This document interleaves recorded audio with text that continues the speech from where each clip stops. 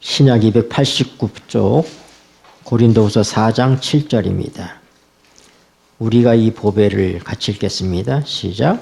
우리가 이 보배를 질그릇에 가졌으니 이는 능력의 힘이 큰 것이 하나님께 있고 우리에게 있지 아니함을 알게 하려 함이라. 아멘. 네. 우리가 계속해서 이 영에 대한 공부를 하고 있는데요. 네, 오늘은 잠시 우리가 이 영에 대한 공부를 좀 쉬고 오늘은 질그릇 안에 보배라고 하는 그런 말씀을 가지고 함께 은혜를 나누고자 합니다. 여러분, 우리가 고린도 훈서를 쭉 읽어보면 확연하게 다른 두 얼굴의 바울 사도를 보게 됩니다.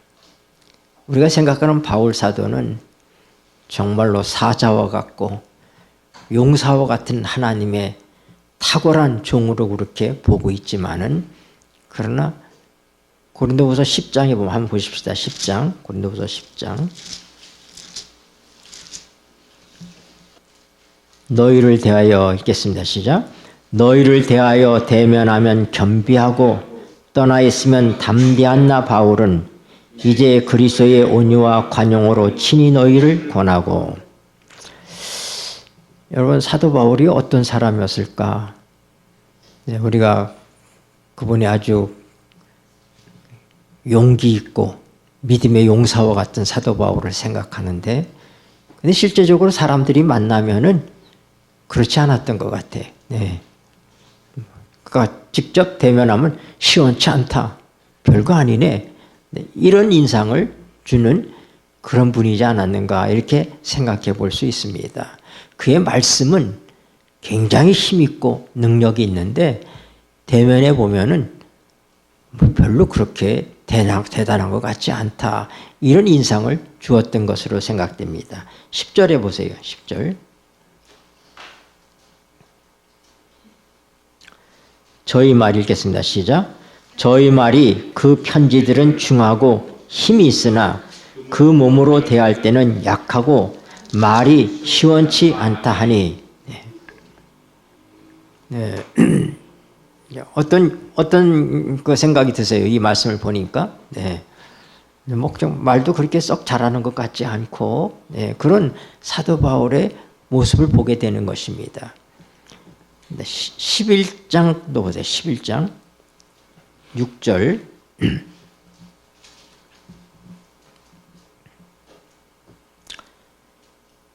내가 비록 읽겠습니다. 시작.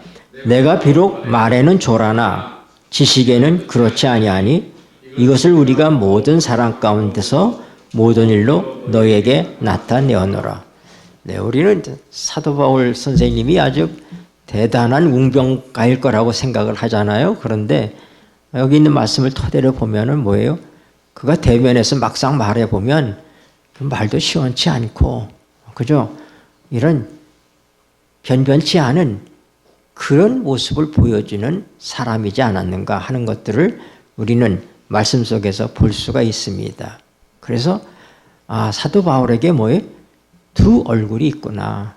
정말로 능력 있고 신령하고 모든 사람들에게 참으로 귀감이 되고 용기가 되는 그런 하나님의 전사와 같은 사도의 모습이 있는가 하면은 인간적으로 매우 약하고 말도 별로 시원치 않고 한 그런 바울 사도의 모습을 우리가 보는 것입니다. 여러분, 기독교는 어떤 것이냐? 기독교는 질그릇 속의 보배입니다. 질그릇도 아니고 보배도 아닙니다. 사도 바울의 위대함은 그 본연의 사도 바울의 위대함 때문이 아니라 질그릇 속에 담겨있는 보배이기 때문에 위대한 것이다, 이 말입니다. 네. 그래서 질그릇 속에 있는 보배라고 하는 의미를 우리가 잊지 않아야 되겠습니다. 우리가 많은 경우에 우리가 생각하는 그런 이상형이 있습니다. 우리가 뭐 그리스도인은 아니나 어떤 자기가 그리는 그런 나는 이런 사람이 돼야 돼 하는 어떤 이상형이 있습니다. 그리고 우리가 거기에 근접하게 되었을 때 훌륭하다 이런 생각을 갖게 되는 것입니다. 근데 이 사도 바울의 글에 보면은 아주 대표적으로 나오는 말들이 뭐냐면은 그러나 하는 얘기들이 나와요. 그러나, 네. but, 영어로 but. 그 다음에 그럴지라도, 그것은 그럼에도 불구하고 nevertheless. 네. 아니면 yet. 뭐 그렇다고 하지만 이런 의미들이에요. 네. 그러니까 이런 면이 있는가 하면은 그렇지만 이렇다 하는 이런 대조적인 것들을 나타내는 말씀들이 바울 사도의 글에 많이 등장하고 있다 이 말입니다. 네. 어떤 사람들이 그렇게 생각해요. 거룩함이 뭘까?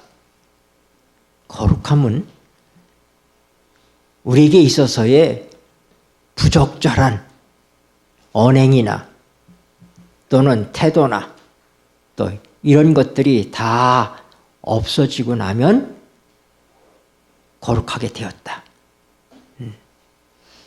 말도 아주 거룩하게 하고, 네. 하여튼 이 한때 이 거룩함에 대한 많은 오해들이 있었습니다.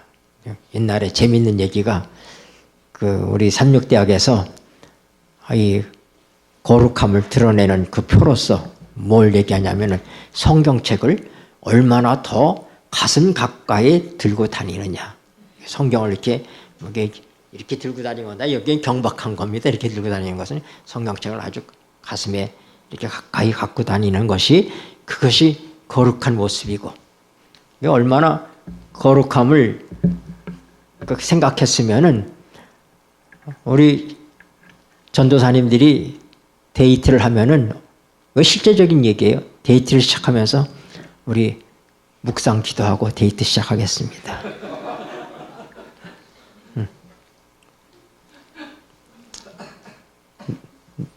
이제 그분이 돌아가셨는데 제가 그분을 알아요. 우리 선배 목사님이신데 실제로 그러셨다는 거예요.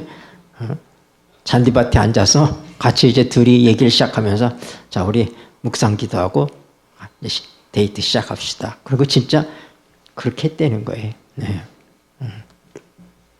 그러니까 상당히 뭔가 내가 생각할 때는 거룩하지 않은 것이라고 생각되는 그 모든 요소들, 그런 행위들, 그런 태도들, 그런 언행들을 고치면은 그것을 다듬으면은 우리가 거룩하게 되었다. 또 거룩한 사람이다. 이렇게 생각하고 그렇게 여기는 잘못됨이 우리 교회 안에 있다고 하는 것입니다. 네. 근데 그것은 기독교를 잘못 알고 있는 것입니다. 왜냐하면 기독교는 보배가 아니라 보배가 아니에요. 그건 기독교는 질그릇 속의 보배입니다. 우리의 인간다움, 인간의 연약함, 인간의 약점들이 다 없어지고 보배만이 남은 것이 그것이 기독교가 아니라 기독교는 여전히 질그릇 속의 보배인 것입니다. 우리의 투박하고 인간적이고 실수하고 때로는 경박하고 한 이런 모습의 질그릇을 가지고 있지만은 그럼에도 불구하고 그 속에 뭐가 담겨 있다고요?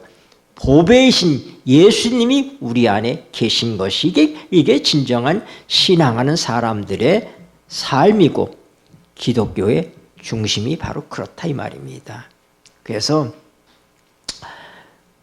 한때는 하나님의 종은 그런 생각을 했어요. 하나님의 종은 언제나 웃어야 된다. 그러니까 뭐 좀 기분이 나빠도 언제나 그냥 이게 웃고 있는 거예요. 이게 한창 웃고 있다 보면은 막 얼굴이 뻣뻣해져요, 사실은.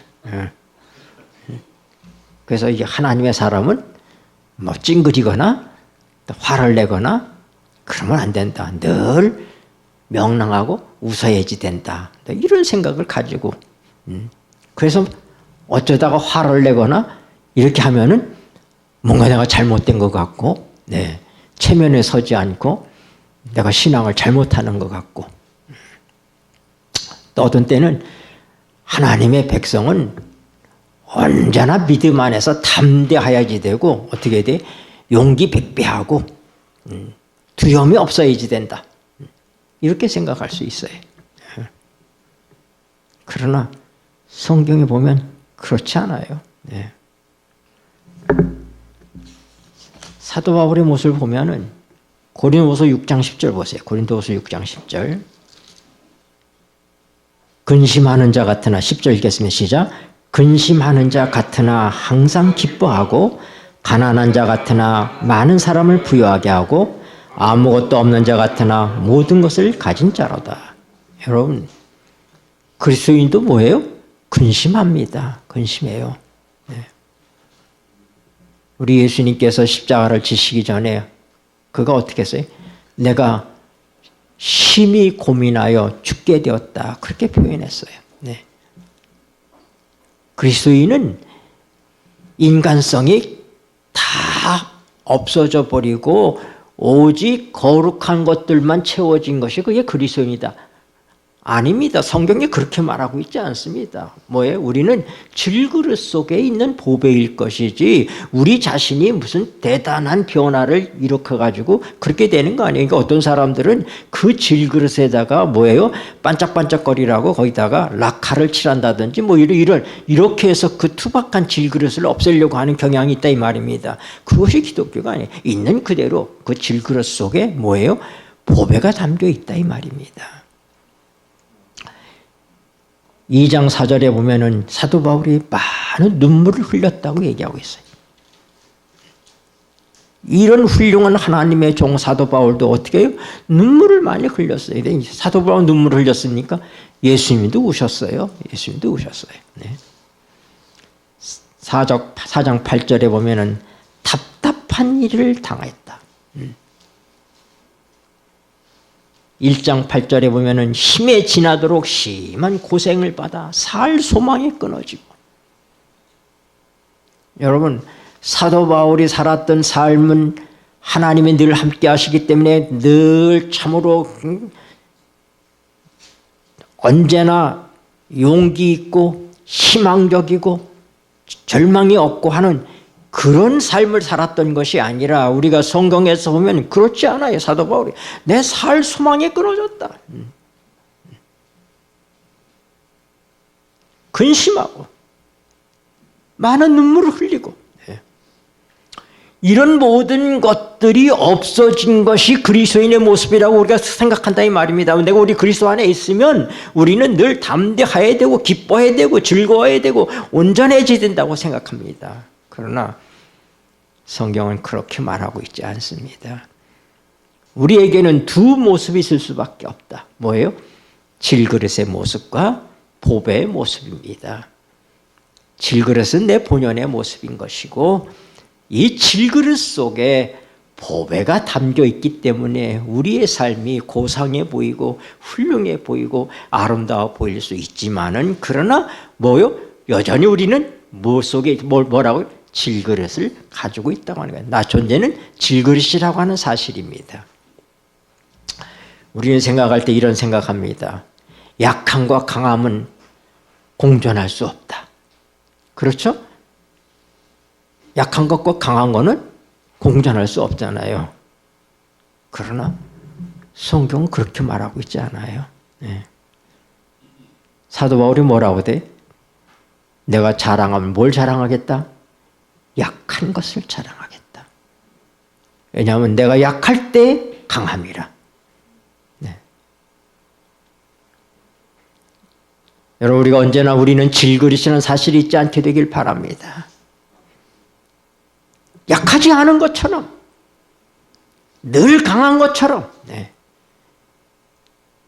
절망적인 상황이 온다 할지라도 우리가 절망적인 상황을 표현하지 아니하고 담대하고 용기 백배하고 그렇게 되었을 때 거룩하게 되고 그렇게 되었을 때 그리스도인답다고 그렇게 생각할 수 있지만은 아닌 것입니다. 질그릇은 질그릇일 뿐인 것입니다.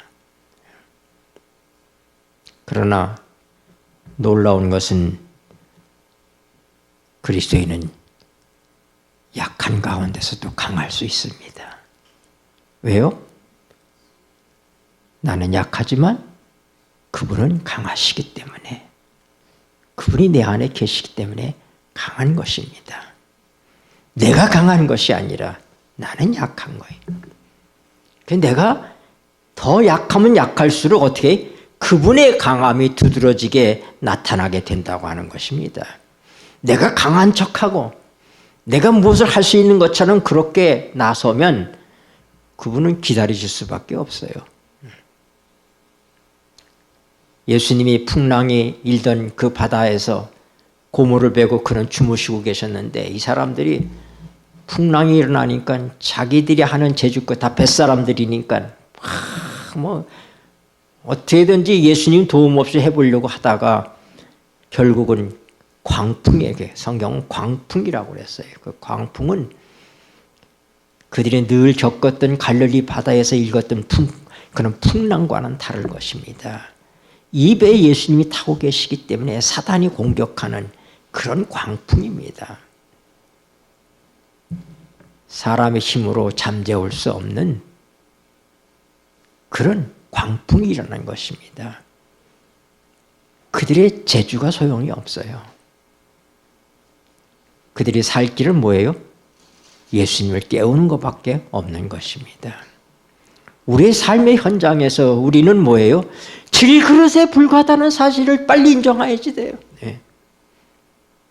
내가 이래도 뱃사람으로 뼈가 굵었는데 예수님이 뭐 이런 풍랑을 어떻게 견디실 수 있나? 이분이 여기서 배를 운전할 수 있나? 내가 낫지 하고 그들이 나서서 배를 핸들링 하려고 하지만 된다 안 된다? 내 재주와 내 힘으로 할 수 없는 그런 광풍이 밀어닥쳤을 때 우리는 무력하다는 사실을 알아야 됩니다.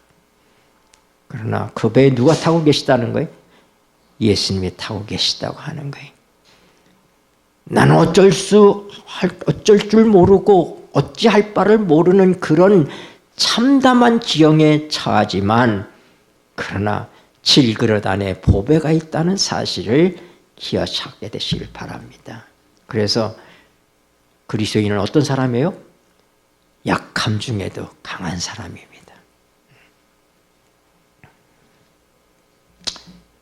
고린도후서 13장 보십시다. 고린도후서 13장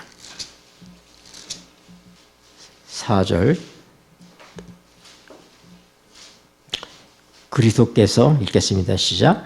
그리스도께서 약하심으로 십자가에 못 박히셨으나 오직 하나님의 능력으로 살으셨으니 우리도 저희 안에서 약하나 너희를 향하여 하나님의 능력으로 저와 함께 살리라. 네. 이 땅에 오셨던 예수님도 우리와 같은 몸을 갖고 계셨기 때문에 그도 어떠셨습니까? 약하셨습니다. 약하셨기 때문에 십자가에 죽으신 것이죠. 그가 하나님으로서 계셨으면 죽을 일이 있겠습니까? 네. 그러니까 우리는 약함을 갖고 있는 그런 존재라는 사실을 늘 생각하고 살아야 될 것입니다. 12장 9절입니다. 12장 9절 내게 이르시기를 읽겠습니다. 시작. 내게 이르시기를 내 은혜가 내게 족하도다.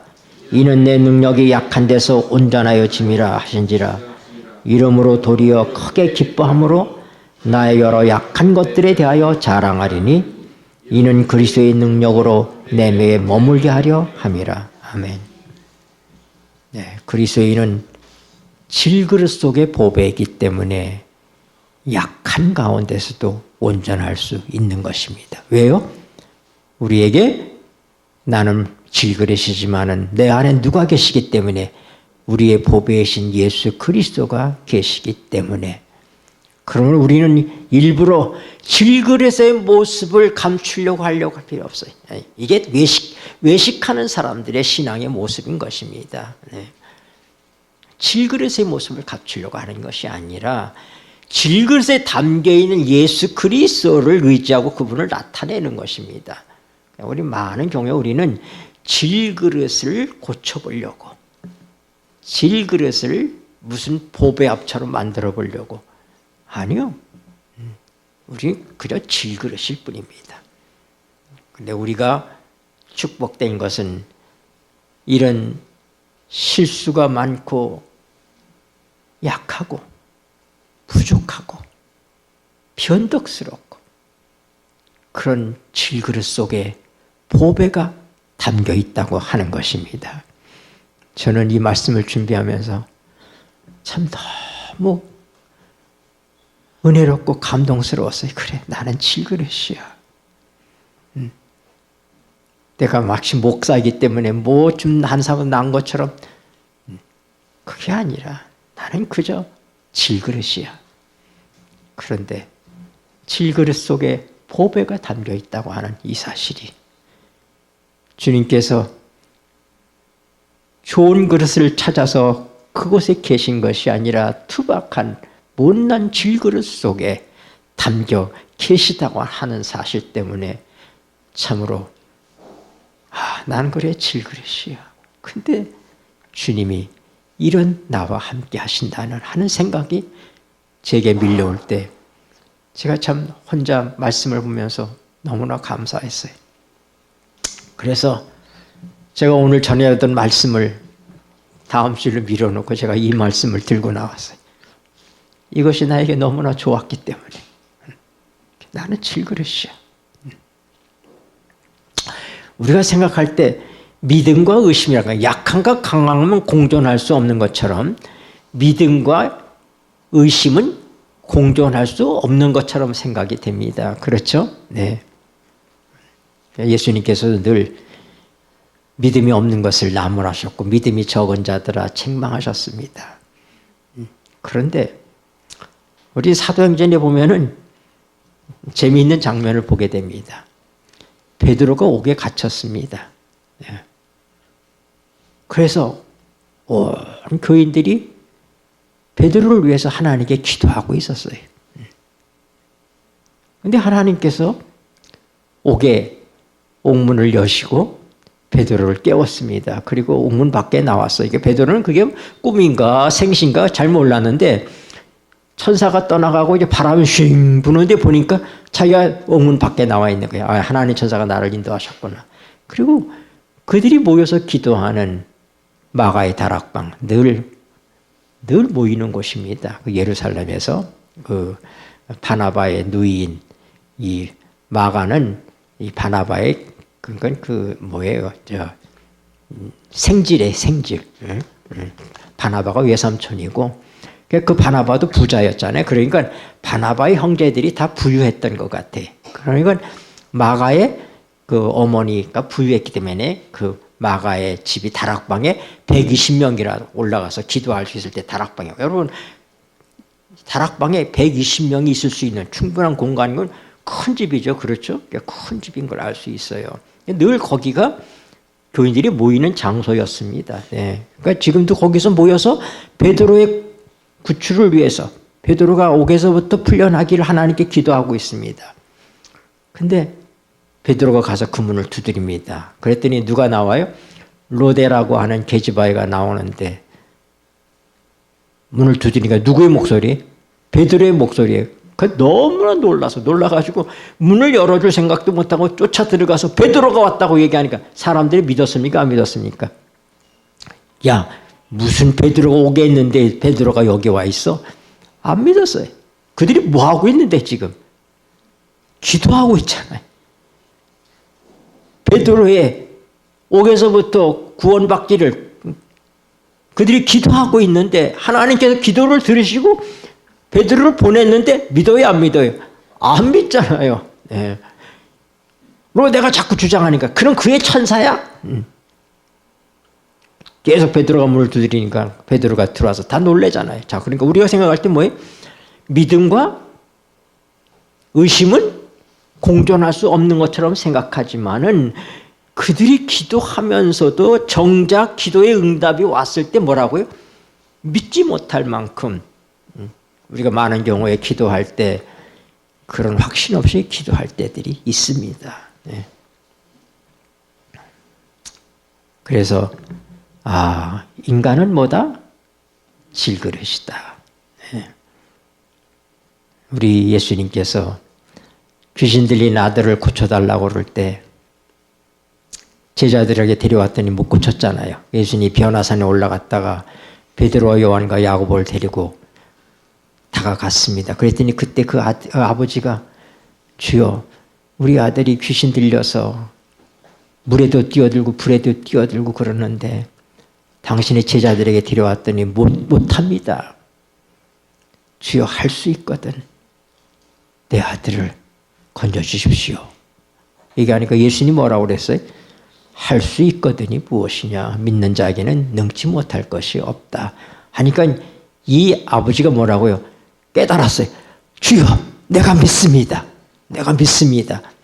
그리고 뭐라고요? 자신이 없으니까 내 믿음 없는 것을 도와주소서. 예수님께서 고쳐주셨어요? 안 고쳐주셨어요? 고쳐주셨어요. 이것이 인간의 모습이에요. 하나님의 백성은 언제나 믿음이 출중하고 그냥 뒤로 물러서는 일도 없고 그냥 용기 백배하고. 그러나 질그릇 속의 보배라고 하는 얘기는 믿음도 의심과 공존할 수 있다. 우리가 물론 의심하지 말고 믿어야 되지만은 그러나 어떤 때는 우리의 믿음이 약하고 기도하면서도 의심할 때가 있지만은 그래도 하나님께서 우리의 기도를 들으신다고 하는 사실을 인하여 우리 모두가 다 함께 마음의 위로와 감사함을 갖게 되기를 바랍니다. 디모데후서 3장 보십시다. 디모데후서 3장.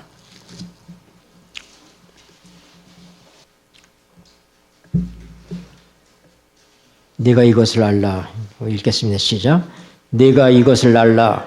말세에 고통하는 때가 이르리니 사람들은 자기를 사랑하며 돈을 사랑하며 자긍하며 교만하며 회방하며 부모를 거역하며 감사치 아니하며 거룩하지 아니하며 무정하며 원통함을 풀지 아니하며 참소하며 절제하지 못하며 사나우며 선한 것을 좋아 아니하며. 네, 거기까지만 봅시다. 오늘 우리가 살아가고 있는 이 세상이 우리가 말세라고 얘기합니다. 이 말세에 사람들의 모습이 이렇습니다. 말세에 뭐가 있다고요? 고통하는 때가 이른다. 네. 여러분, 하나님 백성의 삶 속에는 고통이 없는가? 아닙니다. 네, 고통이 있습니다. 그러나 고통 때문에 우리는 절망하는가? 고통 때문에 우리는 기뻐하지 않는가? 아니죠. 우리는 어떻게 해요? 고통 가운데서도 기뻐할 수 있는 것이 그것이 질그릇 속의 보배인 하나님의 백성의 특성인 것입니다. 여러분, 우리가 예수님께서 말씀하시기를 너희가 나를 따라오려거든 부모나 처자나 이런 걸 다 버리고 나를 쫓으라고 그랬습니다. 그거는 우리가 아주 기분 좋게 아이고 나 이제 해방이다. 나 이제 뭐 부모에 대해서도 내 형제에 대해서도 내가 이제 모든 거 다 해방됐다. 나 이제 예수님만 따라가면 된다. 이럴까요? 아니요. 예수님을 다 버리고 떠나갈 때 마음에 부담이 있는 것입니다. 고통이 있는 것입니다. 주님의 일을 행하기 위해서 내가 내 부모와 처자를 희생하는 그 때에 우리가 갖는 슬픔과 고통은 하나님께서 그것도 없애라고 하신 것이 아니에요. 고통이 있는 거예요. 하나님께서 예수 그리스도를 우리를 위해서 내어주실 때 이제 구원을 위해서 이제 잘했다. 그렇게 하셨겠어요? 고통이 있으셨어요. 그러나 그 고통 너머에 있는 것들을 바라보는 것입니다. 우리 예수님께서 겟세마네에서 그 고난의 기도를 드리시면서 그는 십자가 이후를 바라보셨습니다. 오늘 우리의 고통을 통하여서 하나님께서 하나님 백성은 고통을 주시지 않는 것 아닙니다. 고통이 있어요. 시련이 있습니다. 그러나 그 고통 중에도 뭐 할 수 있어요? 기뻐할 수 있는 것입니다. 기뻐할 수 있는 것. 사도 바울이 이제 그가 예루살렘을 거쳐서 로마로 이제 가게 될 것을 알고 에베소의 장로들을 불러서 작별을 고합니다.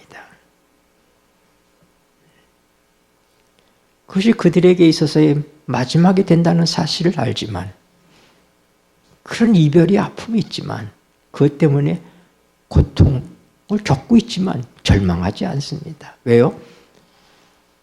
그보다 더 확실한 부활이 있기 때문에 우리가 주님께서 우리를 마련하신 축복된 삶의 미래에 있기 때문에 그러므로 오늘 하나님 백성은 고통이 없어서 기뻐하는 것이 아니라 고통이 있지만은 기뻐할 수 있는 사람들입니다. 네. 약함 중에도 강하고 의심 중에도 믿고 고통 중에도 기쁨을 가질 수 있는 것, 이것이 곧 뭐예요? 질그릇 속의 보배의 모습인 것입니다. 우리가 일부러 우리의 사람됨에 우리의 어떤 것들을 이 질그릇을 감추려고 하지 않게 되기를 바랍니다.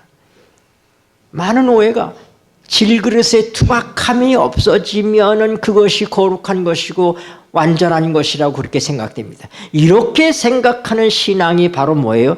행위적인 것이고 율법적인 것입니다. 성경은 뭐라고요? 질그릇 속의 보배라고 얘기합니다. 내가 믿지 않는 남편을 전도해야지 되는데 내가 그리스도인에서의 아름다운 모습을 늘 보여야지 되고 그러는데 속상해서 성질을 부리고 화를 내고 난 다음에는 절망하는 거예요. 내가 왜 이 모양이지? 그럼 여러분, 그것이 질그릇의 모습인 것입니다. 그게 내 모습이에요. 그런데 감사한 것은 그런 질그릇 속에 보배가 담겨 있다고 하는 것입니다. 우리는 우리가 행동을 조심하고 그렇게 해서 거룩해지는 것이 아니라 내 있는 모습 그대로 주님이 내게 오실 때 그분이 나의 삶을 통해서 나타날 때 그게 보배인 것입니다. 내가 다듬어지고 내가 변하고 하는 그것이 아니라 내 자신을 부인하게 되고 나는 언제나 그런 존재이구나. 그래서 저는 성화라고 하는 것을 시간 속에서 보지 않습니다. 시간이 지나면 더 좋아지겠지, 더 완전해지겠지, 더 변화되겠지, 그렇게 생각하지 않아요. 내가 앞으로 몇 년을 더 살지 모르겠는데 내가 죽을 때 되면 지금보다 내가 좀 더 나을까? 전혀 그렇게 생각하지 않습니다. 저는 그저 저일 뿐입니다. 그러나 변한다면 내가 더 많이 내 자신을 부인하고 내 속에 있는 보배가 더 많이 나의 삶 속에 나타나도록 그렇게 그분을 방해하지 않는 삶으로 내가 바뀌어 갈 수 있을 것 같아서라는 그런 소망과 기대가 있는 것입니다. 지금도 우리는 그리스도의 은혜로 구원받은 자들이고 의롭다고 인정받은 자들입니다. 그분이 질그릇 같은 내 안에 와 계십니다. 이걸 잊지 말아야지 돼. 이걸 잊지 말고 어떻게 돼?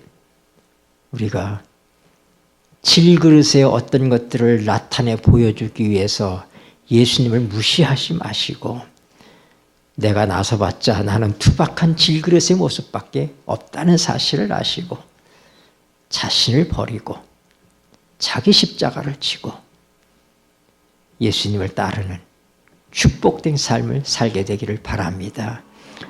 우리가 실수할 때, 넘어질 때 잊지 말 것은, 그래, 나는 보배가 아니야.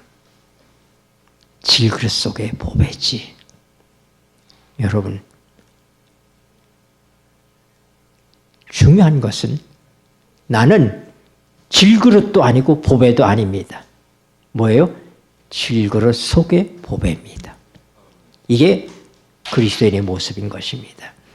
오늘 질그릇 속에 와 계신 보배이신 주님을 인하여 감사하시고, 그리고 그분을 통하여 우리의 잘못된 삶이 뒤로 가고 그분이 나의 삶 속에서 나타나 주시는 그런 삶을 살 수 있는 훈련을 더 많이 하시게 되길 바랍니다. 절망은 기회가 됩니다. 제자들이 절망했기 때문에 더 이상 자기들이 배를 몰 수 없다고 깨달았을 때 예수님을 깨웠습니다. 우리의 삶 속에 이런 절망이 더 많이, 더 절대적으로, 더 자주 있게 되기를 바랍니다. 내가 할 수 없다는 사실을 빨리 인정하시고 내 속에 계시는 보배이신 그분에게 자리를 내어주는 신앙을 훈련하게 되기를 바랍니다. 기도하시겠습니다. 고마우신 하늘아버지, 우리는 질그릇도 아니고 보배도 아니고 질그릇 안에 보배라는 사실을 깨닫게 해주셔서 감사합니다. 질그릇의 모습이 보일 때 절망하지 말게 하여 주시고, 아, 질그릇 속에 보배가 있었지. 주님, 나는 언제나 질그릇이지만 내 안에 주님이 계신 것을 인해 감사합니다. 이제 주님께서 내 대신 나의 삶을 살아주시고 나타내 보여주시옵소서. 그렇게 주님께 달려가는 우리 모두가 되게 하여 주시옵소서. 예수님의 이름으로 기도드립니다. 아멘.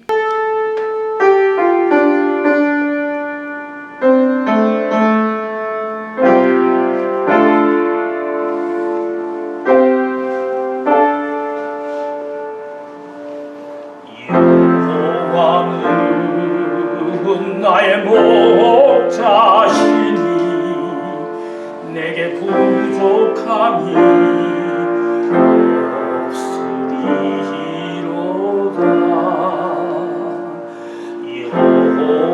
여호와는 나의 목자시니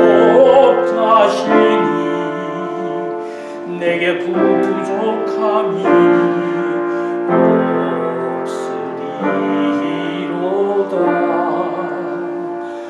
나로 하여금 푸른 초장에 눕게 하시며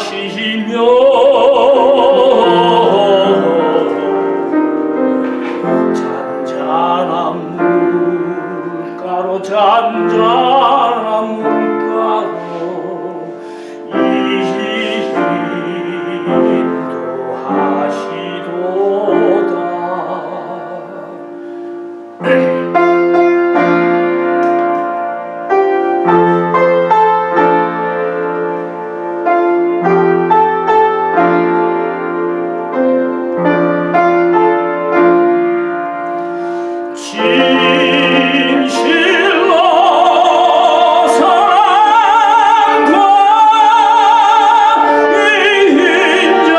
인자하심이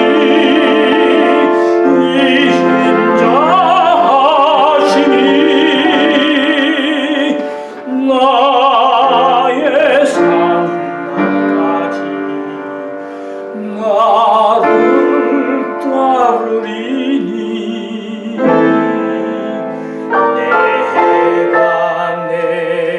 내가 여호와 전에 영원토록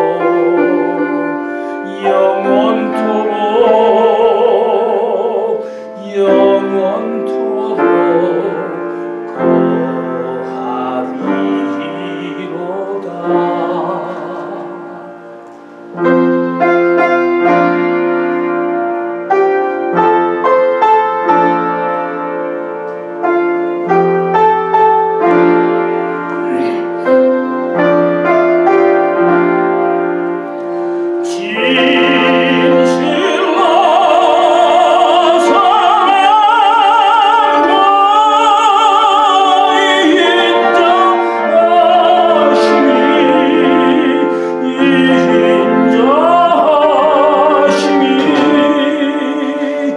나의 산나까지 나를 따르리니